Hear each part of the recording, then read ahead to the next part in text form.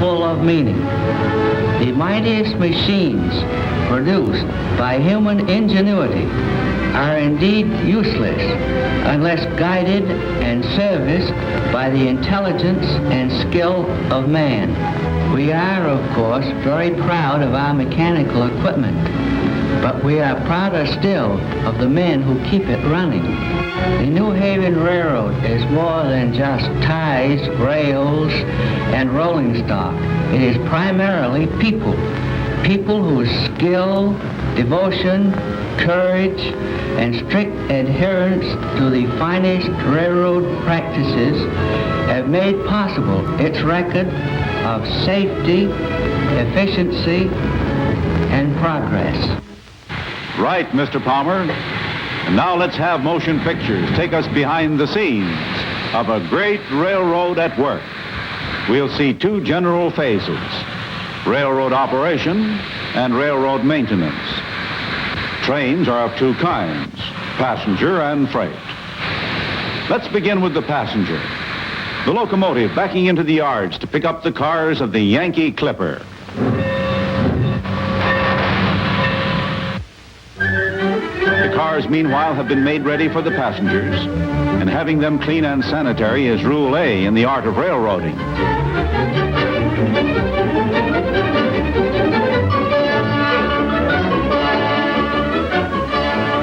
Repair shops.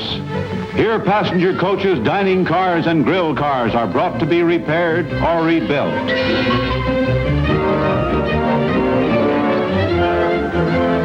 They're put through the latest processes of cleaning and sanitation.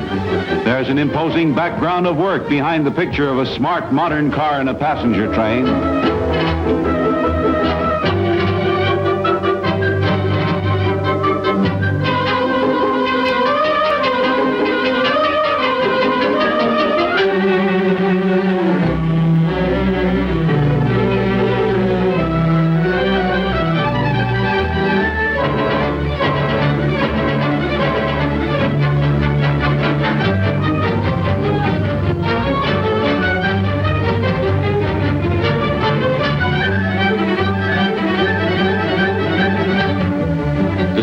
Car windows.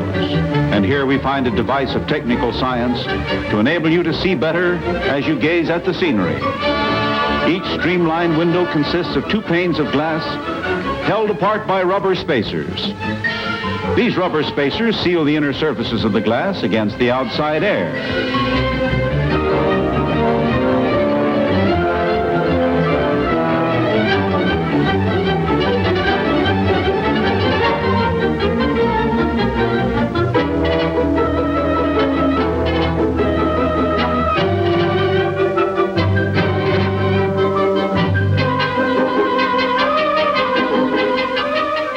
Between the panes, dry nitrogen is forced to keep them from being fogged by condensing moisture.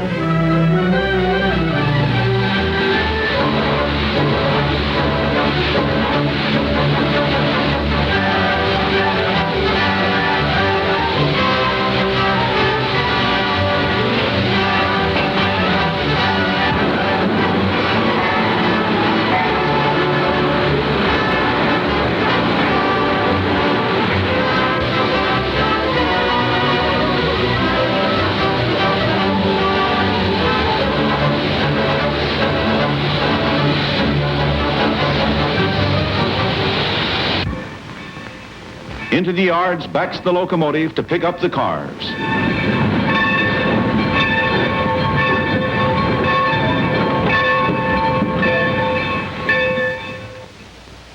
Meanwhile, at the commissary, supplies of food and drink for the dining car are being allotted and checked. 10 baked beans? Check. 4 tomatoes? Check. 6 barley beans? Check. 6 figs? Check. 1 Rhine wine? Check. 2 palm wines? Check. 12 Manhattans? Check. 12 martinis? Check. Right. George?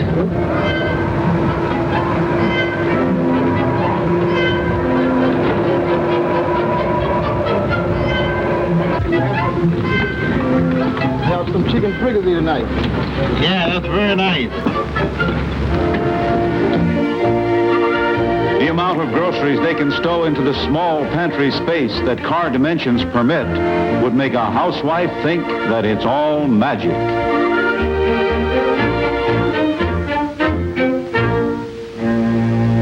But then, as the ponderous locomotive backs gently and is coupled to the cars, we may reflect that there is a lot of magic in a railroad. The Clipper pulls out of the yards on its way to the station. Everything timed to the second. On this railroad, hundreds of passenger trains are made up every day, in addition to hundreds of freight trains. They operate through southern New England day and night with the magic of timing.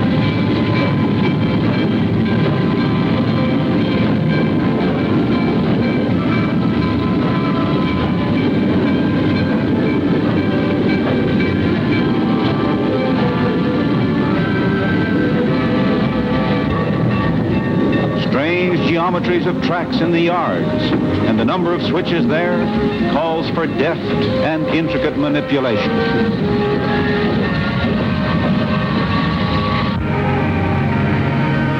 Into the station. The train can be controlled, air braked, by the rear trainman as well as by the engineer in front, a large factor of safety.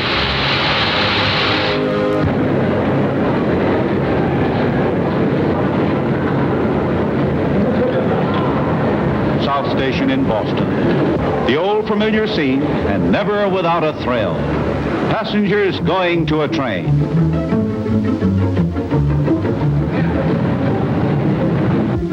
This is our little girl. She's going all the way to You'll take New York. good care of her. Certainly will, ma'am. Step right in. Bye, Mommy. Bye, darling.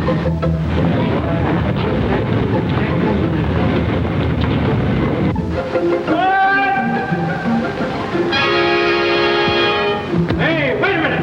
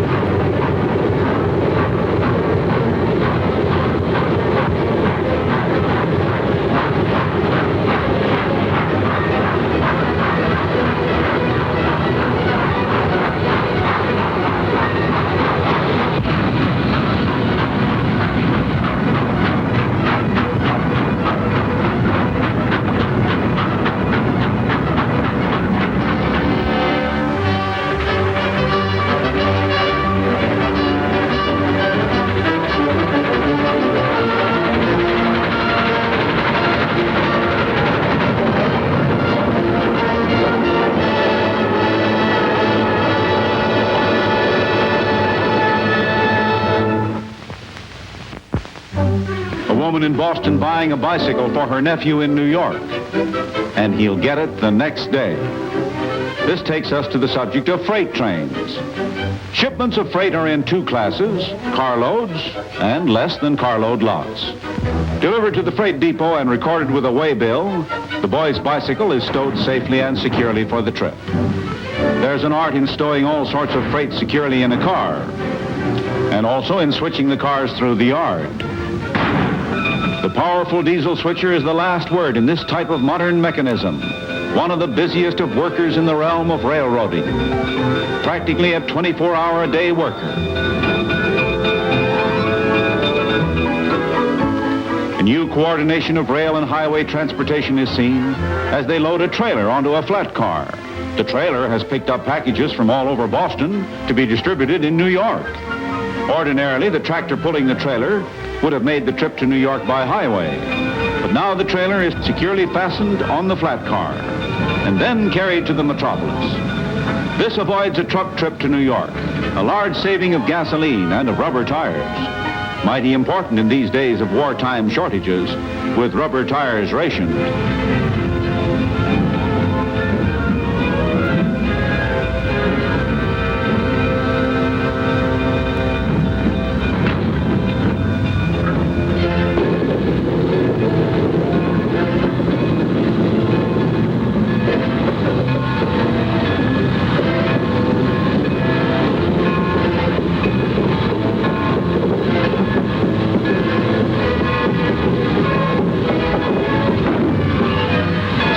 locomotive is coupled to the cars, and the theme is Industrial Products of New England on their way. They represent the work and skill of New England factories. Transporting them is an equal task of work and skill. The mighty system of operations embodied in the speeding freight train. And the rhythm of the rails seems to sing, New England at work, New England on the move.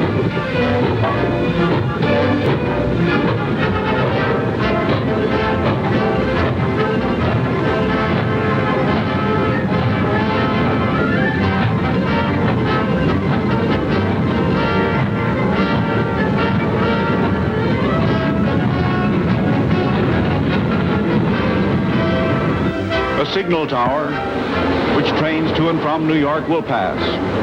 One of many sentinels of safety. Vigilant alertness 24 hours a day. When a train passes, the signalman flashes the report to division headquarters. Groton West 177 by at 2:15, engine 1404 with 13 cars. Line up on track 1 for the Clipper.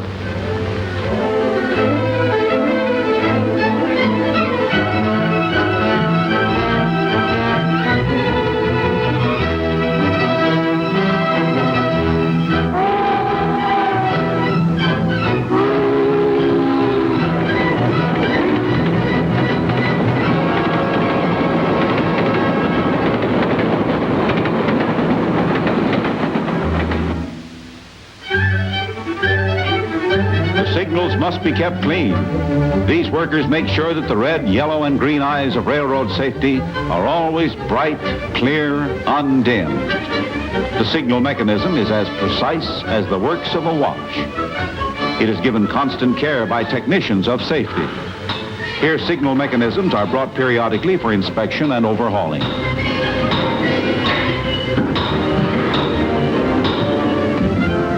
Passengers relax.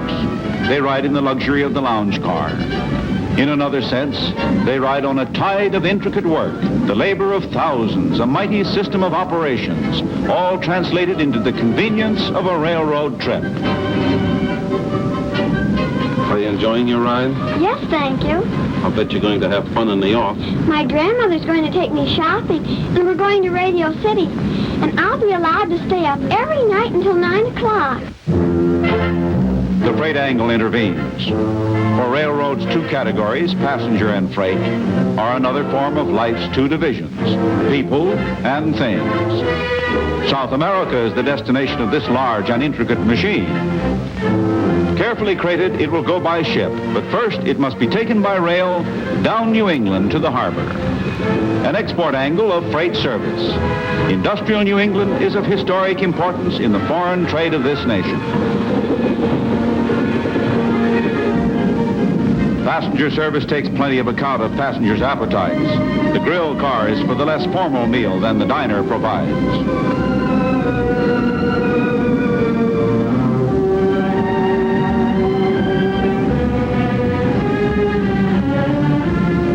Thank you. Items 1, 2, 3, and 4 correspond to those up on the board.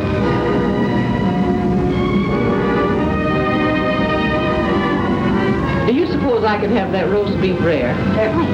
All right, then I'd like rare roast beef with mashed potatoes and peas. Would you like something to drink? Yes, tea with lemon. Tea with lemon, thank you.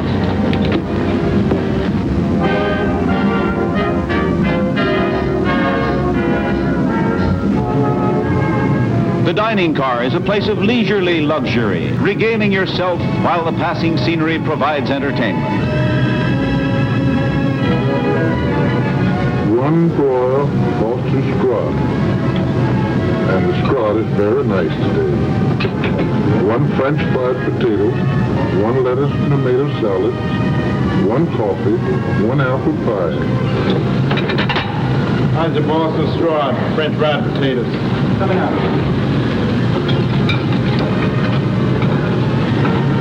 Pick up on the Boston scrod.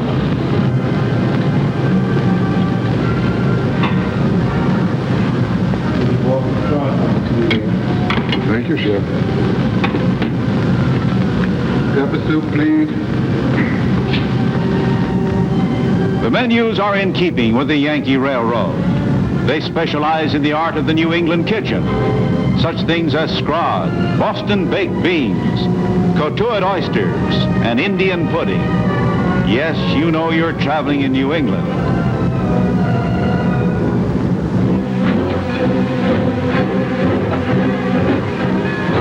This classification yard shows us an ingenious angle of freight transportation. It has a sort of hill, which they call the hump. This hill is a key factor in what we'll see, the classification of freight cars.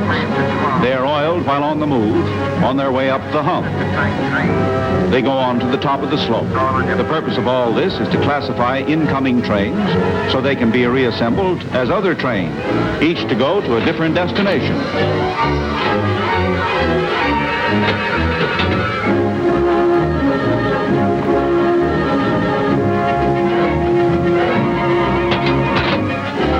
The yard master directs the switching. The car is to be switched to various tracks. And on your second sheet, the 22 to 24,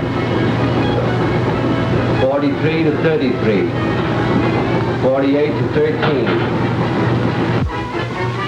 At the top of the hump, cars are uncoupled, and they roll down by gravity. Some cars would get up too much speed if it weren't for the retarder, a device for checking their speed.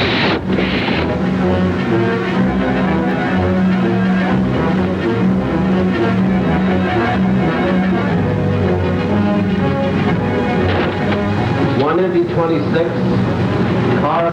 In the retarding tower, the speed is governed, electrically controlled.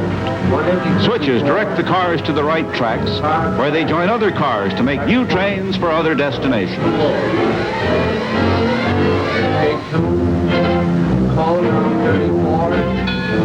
We see the crate of machinery for South America going over the hump. The train in which this car arrived consists of cars bound for different destinations. In the classification yard, it will join a train going to the harbor.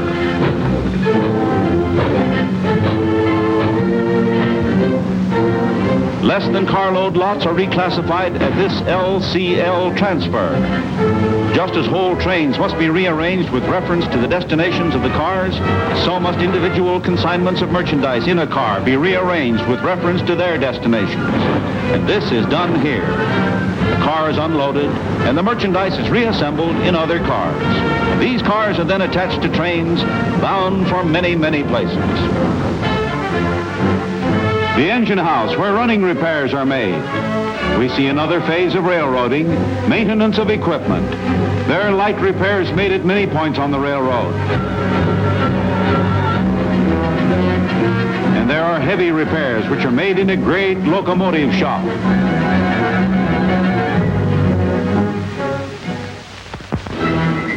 Here's a ponderous fantasy of fire and steel, the mighty forge of a modern Vulcan. All locomotives are overhauled periodically. Each one, after going from 120,000 to 400,000 miles, is sent to the shop for a complete overhauling.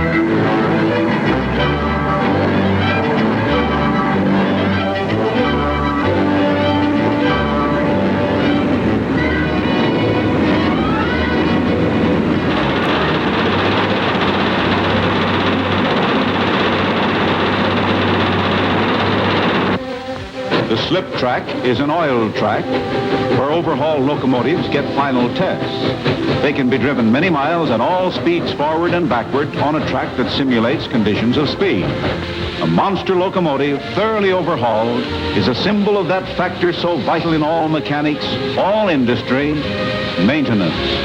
A mechanized army, for example, is as good as its maintenance, and so is a railroad.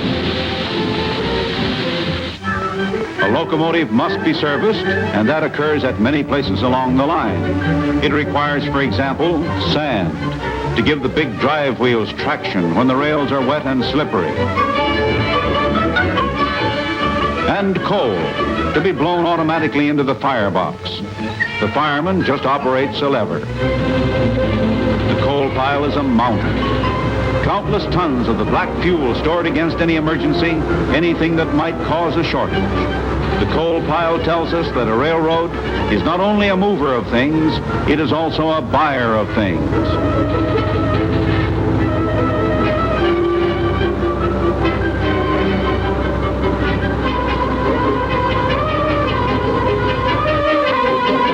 This we see vividly at one of the warehouses, stocked with shovels, brooms, locomotive and car replacement parts, tools for track, shop and building maintenance, signal equipment, and countless other miscellaneous items a railroad needs. Ties go with rails as ham with eggs. As in the case of coal, the stocks of railroad ties are immense, a matter of acres. It takes more than 3,000 ties to make just 1 mile of standard railroad track. Lumber to hold up steel, and oil for fuel, for every sort of lubrication, and for paint. Salvage is a large activity. Everything possible is saved and put away for future use. Railroad economy.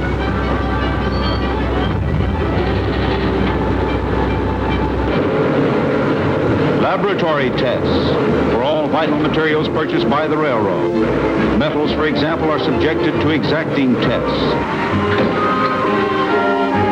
In the chemical laboratories, the magic of modern alchemy is applied to the checking of the materials in the interest of safety, efficiency, and economy. And there's research here to find new things, new combinations, new ways of applying chemical science to railroading. The micrometallograph camera analyzes many materials for railroading with ultra-modern science. Vast amount of technology, research, experimentation is embodied, for example, in these exceedingly modern diesel road locomotives, which are capable of being used with equal effectiveness in either passenger or freight service.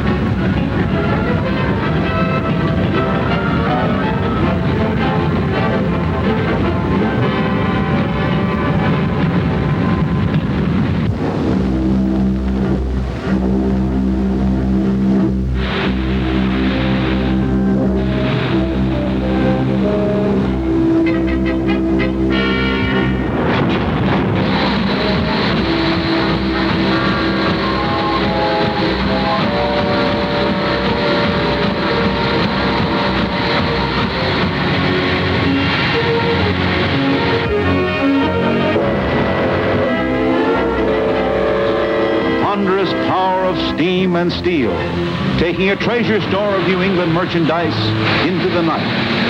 The night freight calls our attention to an element of time, the bright time of day, and here's the dark time of night. Railroading is on a 24-hour schedule. Despite the elements, and never mind the weather, be it fair or stormy, hail, sleet or snow, the night freight must go through.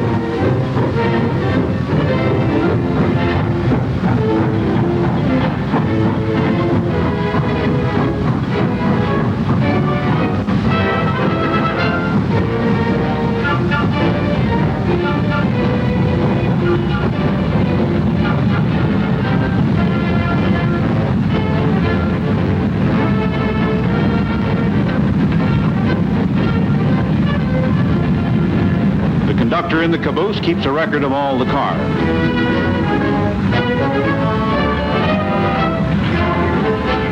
And the night freight seems to sing a song of work, a A song with the refrain, every day, 24 hours a day.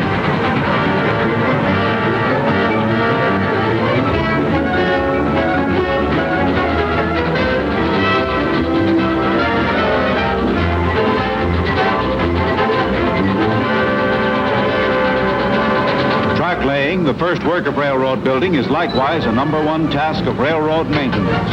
And this is track laying in the latest fashion, mechanized with the newest of mechanical devices.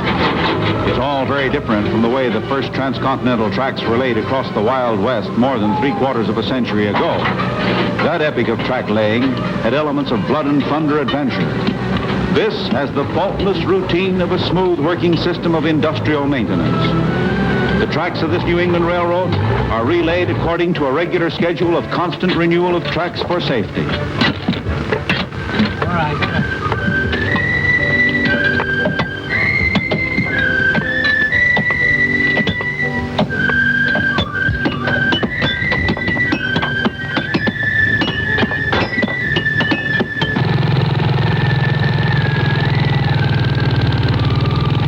The Yankee Clipper, meanwhile, arrives at New Haven, and this brings a transformation from steam to electricity, from coal and fire to volts and amperes.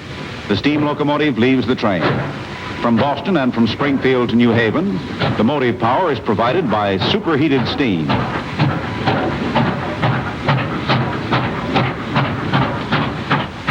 Then for the remainder of the run, the energy to drive the wheels is provided by dynamos. The electric locomotive is a thing of streamlined efficiency, a monarch of high tension. Electricity has been a comparatively recent story in American railroading. It began in 1895 on the New Haven Railroad, which pioneered in overhead high-tension lines.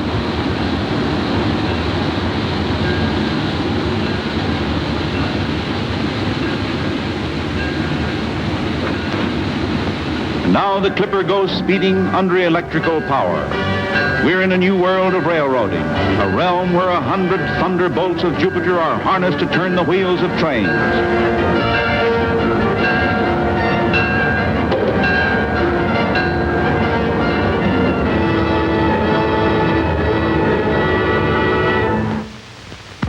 The sources of electric power are coal and steam. And at this railroad-owned powerhouse, the boilers are 60 feet high. The heat meters register 2,000 degrees, generating steam with a pressure of 300 pounds to the square inch. Powdered coal blown into the furnace and burning in suspension in the air. The turbo generators hum at 1,500 revolutions per minute to produce in a single year over 100 million kilowatts of electricity. The nerve center of the powerhouse, the main control room with its elaborate equipment. Here, watchful eyes check the surge of power through the overhead lines. Railroad power.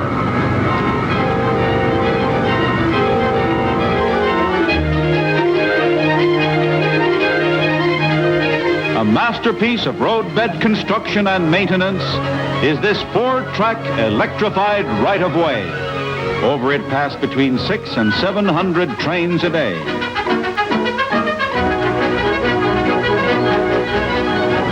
Electrical railroading takes us to another realm of maintenance. Here the locomotives that run on current come for their own particular kind of overhauling. It involves a technique all its own.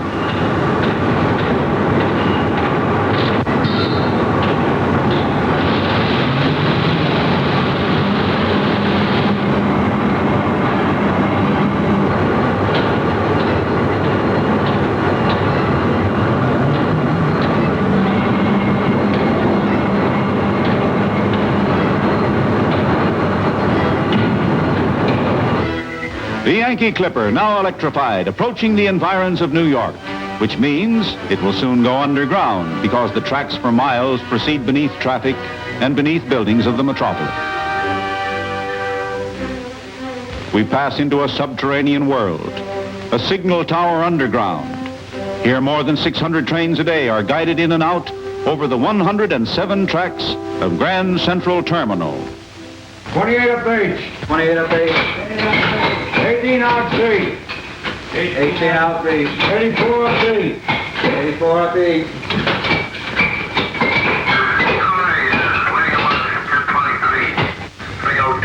Put him on the outbound tower, see? 29 up I. 23 to way of D. 23 to the way of D. Track G to track 40 with the Clipper. G to 40 with the Clipper.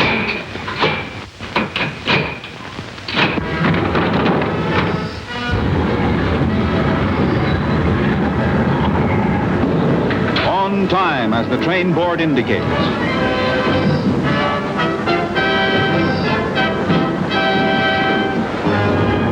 Here she comes, the Yankee Clipper. It's coming on the upper level. There are 2 levels of underground tracks for the trains that carry 42 million passengers in and out of Grand Central Terminal every year.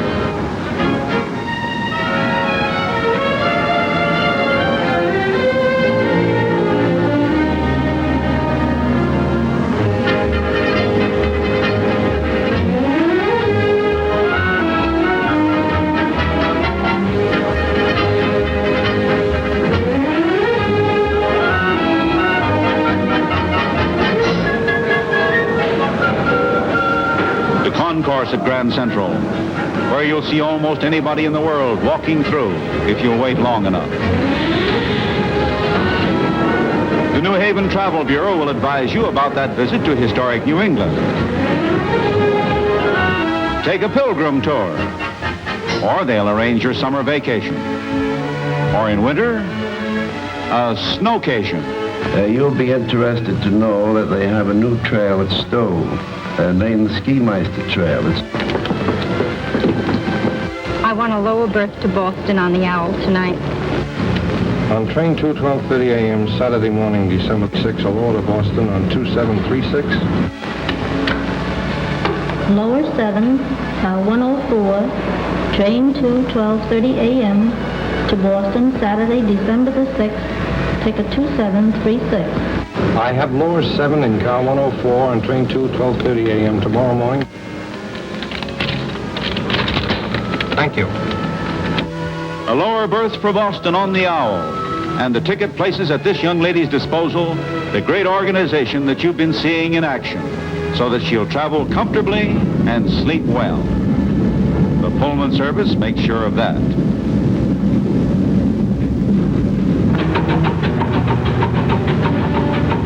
There's our boxed machine bound for Rio. From the flat car that brought it to New York, the railroad delivers the consignment on a lighter to its berth aboard the ship. The railroad owns 42 of those ungainly barges with the big derricks. They're strong and sturdy. Some of them can be loaded with 500 tons of freight.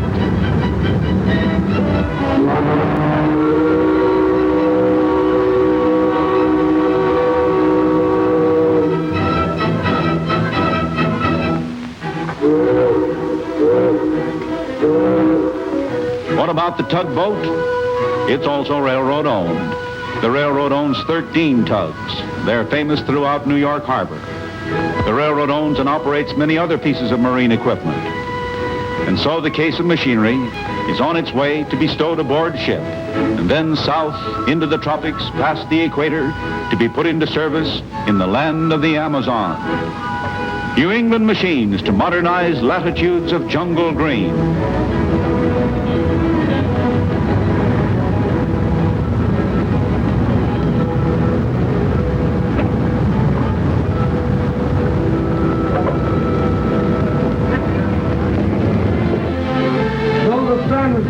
Western Avenue, New York. Check. Come on, lady. That's the bicycle bought by Auntie in Boston for her nephew in New York. It's to be delivered to the lucky lad by the railroad through its pickup and delivery system. This is another modern phase of railroading.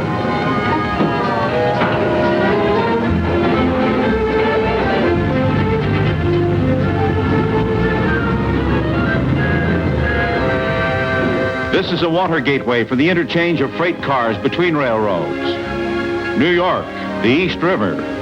When freight cars from New England are destined for points outside of New England, they may come here. They're to go over the lines of other railroads.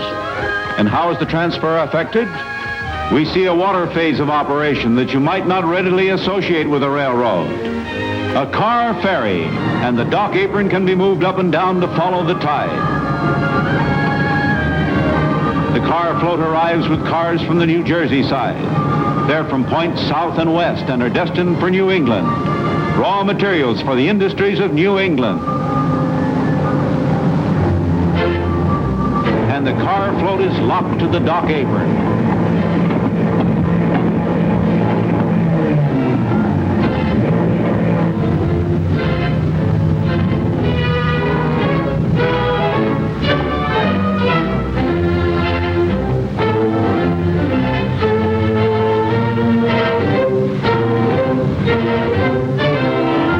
Loaded steel freight cars roll onto the tracks of the float.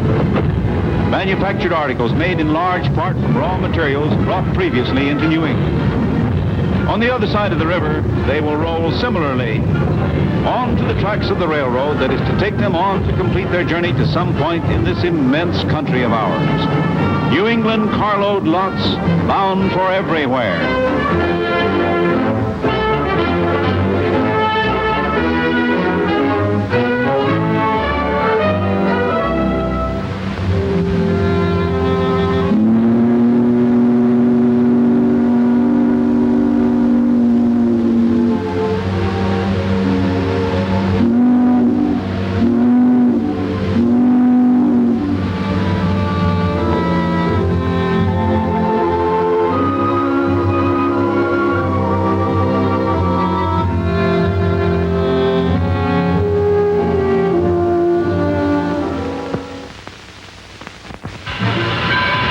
This is the New Haven Rail Gateway up in New York State.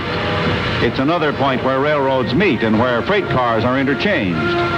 Those are cars loaded with merchandise for New England, raw materials and perishable food, packing house and dairy products from Chicago and Kansas City, oranges and grapefruit from California and Arizona, onions from Texas, meat from Sioux City.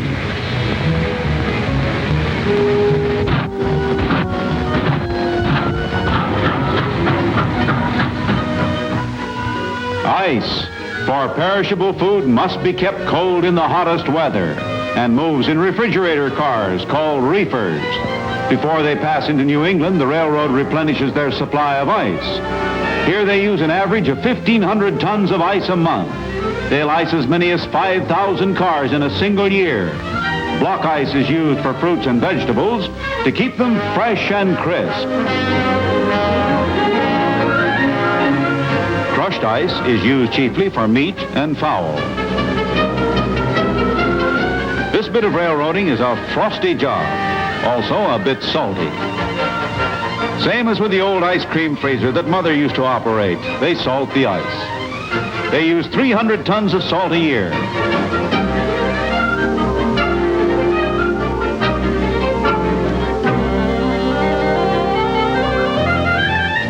And now another batch of refrigerator reefers is ready to move on. It's early morning at a New England city. Freight cars full of fresh food. The beginning of the day, the right time for food distribution.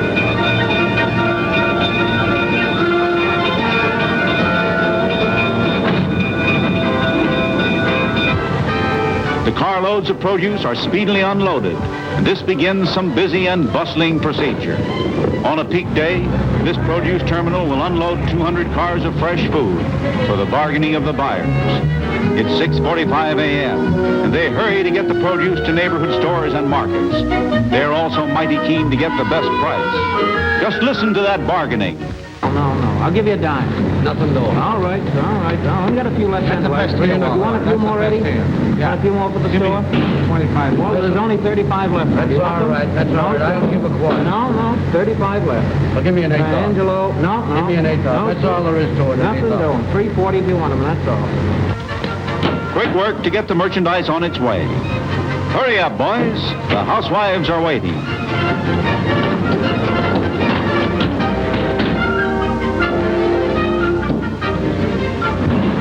After cars are unloaded, they are pulled into the yards for inspection. Here a string of them are going to the yards to meet the keen eye of the inspector. Cars are carefully inspected at regular intervals.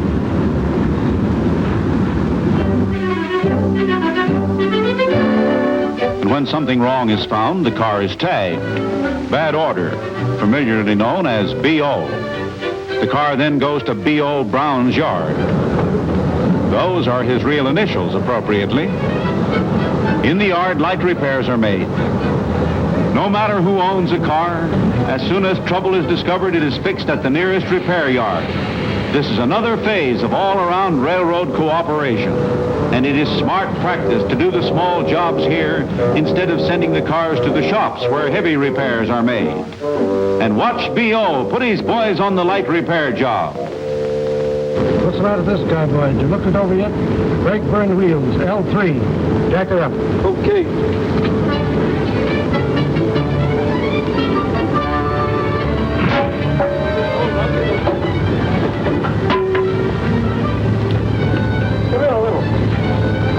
All right, let it come. All right. Take it. Come on. Okay.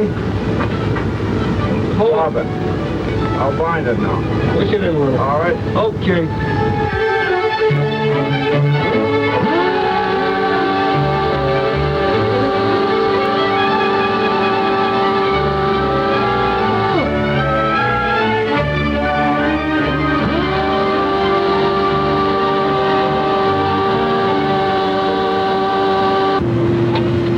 Heavy repairs, freight cars are brought to the back shops here.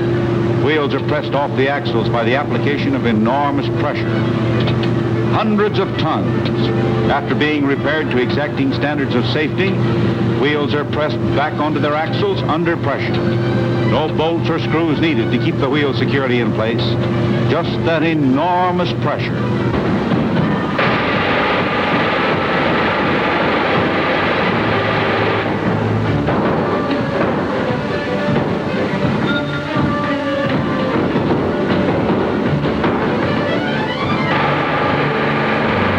These pictures have shown us vast magnitudes of material and work. They have revealed to us a complicated industrial system in action, a system of many interlocking parts, operation and maintenance, passenger and freight, carload and less than carload lots, steam and electrification, light repairs and heavy repairs. All these coordinated with a perfection of timing, the many parts working together harmoniously, a giant clockwork of transportation, an American railroad.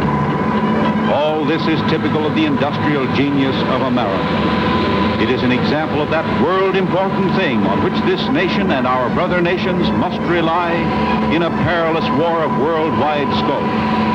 Our victory depends first of all on the American gift for making giant industrial systems of production and transport operate with an amount of efficiency that no other nation can match. Such is the larger meaning of these scenes of a great American railroad at work. The human factor is the true source of all the mechanical wonder. It is as New Haven President Palmer told us, people whose skill, devotion, courage, and strict adherence to the finest railroad practices have made possible this railroad's record of safety, efficiency, and progress.